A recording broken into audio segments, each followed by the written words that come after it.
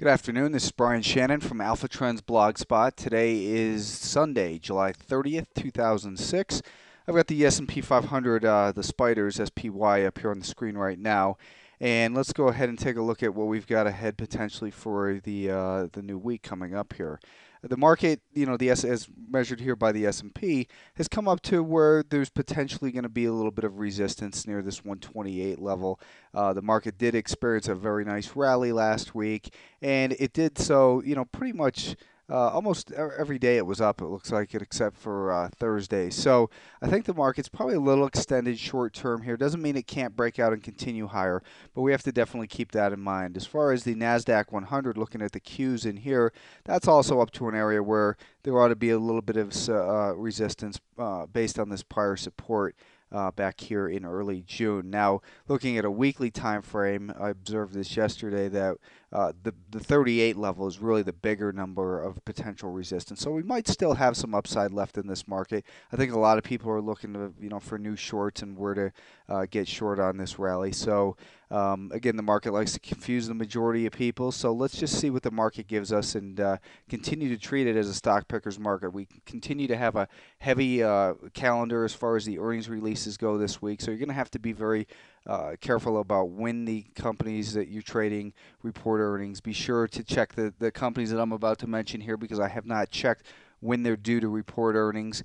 But you don't want to get stuck in something, obviously, where the earnings might come out and have an adverse effect on your position. First stock we'll look at on the long side, being as I continue to believe it's a stock picker's market, we'll focus more on the individual plays, is Charter Communications, symbol CHTR. And it had this big downtrend in 2004. Pretty much been going sideways here for about the last year or so.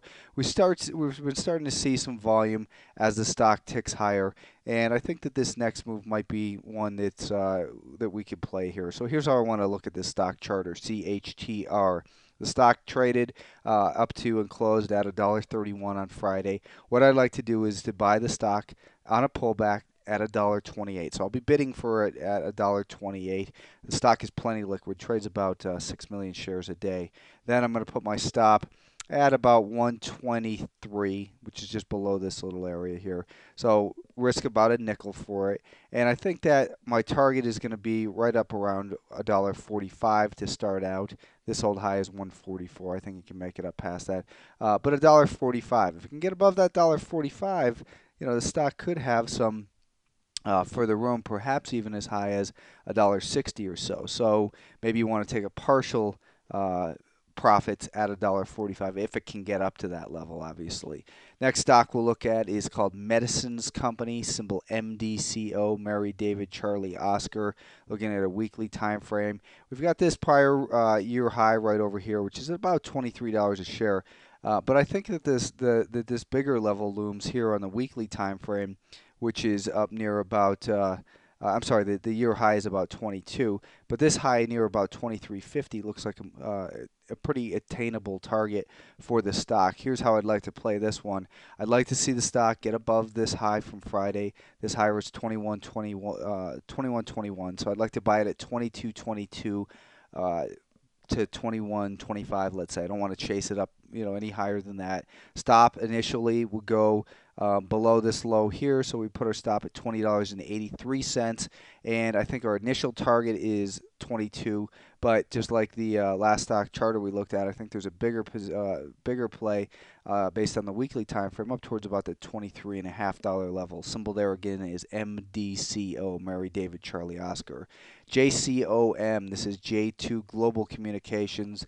The stock broke down. It's held in there pretty nicely last week. Got a little bit of heavier volume towards the end of the week. Now it looks like it's going to be able to make a move higher. If we look at the hourly time frame, we can see that it's had this resistance near 28 for the last 2-3 weeks, I guess.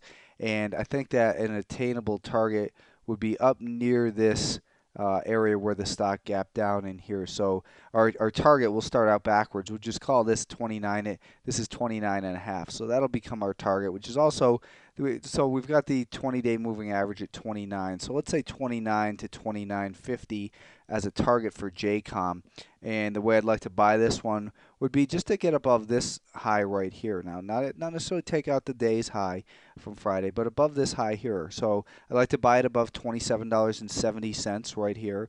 Our stop would then go below this low. So we'd put our stop at $27.32. And I think it can make it up to the 29 to 29.50 level. So that makes for a pretty nice risk-reward ratio on JCOM, symbol JCOM. I'm just going to look at two different stocks on the short side. First one is Hanson Natural Corporation. The stock has had this phenomenal run higher. And, you know, once they get this extended, like Nutrisystems did, they're very susceptible to any piece of bad news, and not even necessarily bad news. Nutrisystems had some phenomenal earnings reported last week, and the stock still got hit. There's just very little room for error in these stocks that get so extended. And I think that Hanson is starting to show signs that it's getting close to a breakdown here. Looking at a 10-minute time frame, what I like to see here is that we've got this series of lower highs and lower lows, and it's back below the 5-day moving average, and we can get in this stock with a pretty low risk short. The way I'd like to play this stock is to short it below $44.50, and then our stop would simply go right up above this level here. So our stop would go at $45.28. So we're risking about 78 cents, and I think the stock can make it down towards, let's take a look at the hourly time frame, but I think it can make it back for another test of the $42 level. So we'd be looking for about $2.50 of potential profit, and our total risk in here would be about 75 cents, making again for a little better than 3 to 1 risk reward. 3 times the reward would be about 225, so maybe about 3.2 to 1 as far as risk reward goes, making for a nice play on a overextended stock that looks like it's starting to experience some profit taking. That was HANS, and the stock is an overall uptrend that makes the risk higher, so just be careful. Make sure that you honor your stops, and that goes for saying without for all these positions as well. Red Hat, symbol RHAT, had broken down below this low right in here. This is where it officially went into a bear market, in my opinion, on the weekly time frame. This is where it officially entered a bull market, or stage 2 right here. We had the distribution beginning over in here, and now it's broken down. It's rallying up on light volume to that prior level of support near 25. So looking at the daily time frame again here, we can see that here we've experienced that rally. It's been holding along that 10-day moving average, so we can see that a little bit more clearly when we look at a hourly time frame. And here I've got this 10-day moving average represented by 65 hours, so that's a 65-hour moving average, 6.5 hours in one day. The way I want to play this stock is I want to sell the stock short, not below this low right here, but I think just breaking below this 2380 level will give us a head start on other people who are looking for a move below Friday's low and the low from last Wednesday as well, right in here at about 2370 or so. Now, if what we want to do is we want to sell it short on weakness below $23.80.